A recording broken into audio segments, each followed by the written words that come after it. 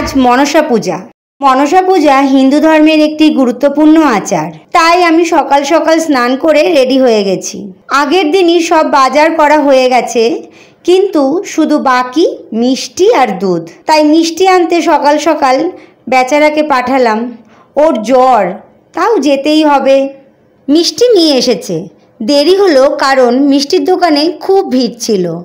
কিন্তু 1 মিনিট, ঘোষ কাকু তো সকাল সকাল দুধ দেওয়ার কথা ছিল, এখনো তো দিয়ে গেল না। আমি দুধ দিতে পারবো না। তাই আবার বেচারাকে আনতে পাঠালাম। ওই যে আসছে। আজ ঘোষ কাকু বিসলারি জলে সাদা রং করে দুধ বলে চালিয়ে দিচ্ছে। ওইদিকে পুজো শুরু হয়ে গেছে, আমি এখন বেরোচ্ছি। মনসা হলেন সাপের দেবী। মনসা দেবীর পূজার উৎপত্তি প্রাচীন ভারতীয় লোকাচার ও বিশ্বাসের সঙ্গে জড়িত। মনসা ঠাকুর হল নাগেদের রানী।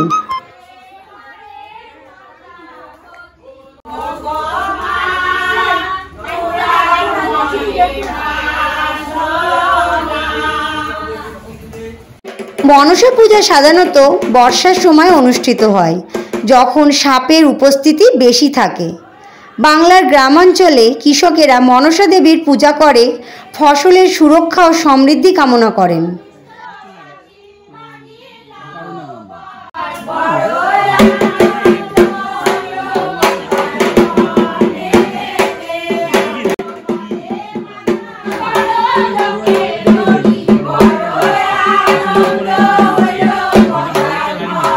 মনসা পূজার মূল উপকরণ দুধ ও কলা, যা দেবীকে নিবেদন করা হয়। আমাদের এই পাড়াতে 3 বাড়িতে অনেক বছর আগে থেকেই এই পূজা হয়ে আসছে। আমাদের এই পুজোতে পাঠা বলিও হয়। পুজোতে পাঠা বলি একটি প্রাচীন হিন্দু ধর্মীয় আচার, যা মূলত শাক্ত ধর্মাবলম্বীরা পালন করে। বিশেষ প্রার্থনার জন্য পাঠা বলি দেওয়া হয়, যেমন শত্রু থেকে মুক্তি, রোগ মুক্তি, ফসলের ভালো ফলন, আরও নানান কিছু। এমন কোথাও আছে দেবীর প্রতি নিবেদন হিসেবে রক্ত উৎসর্গ করা হয়। আবার বলি দ্বারা দেবীকে সন্তুষ্টও করা হয়। এরপর পূজার শেষে আমরা আমাদের ডালা নিয়ে প্রসাদ নিয়ে বাড়ি ফিরে আসি। পুজো শেষ হয় প্রায় 12টা নাগাদ। আবার আমরা 2টোর সময় যাই প্রসাদ নিতে। মনসা দেবীর পুজোর প্রসাদে ছিল জলের বোতল, খিচুড়ি, ল্যাবড়া, ফ্রাইড রাইস, আলুর দম, চাটনি, পায়েস। খাওয়া দাওয়া শেষ করে আমরা বাড়ি ফিরে আসি।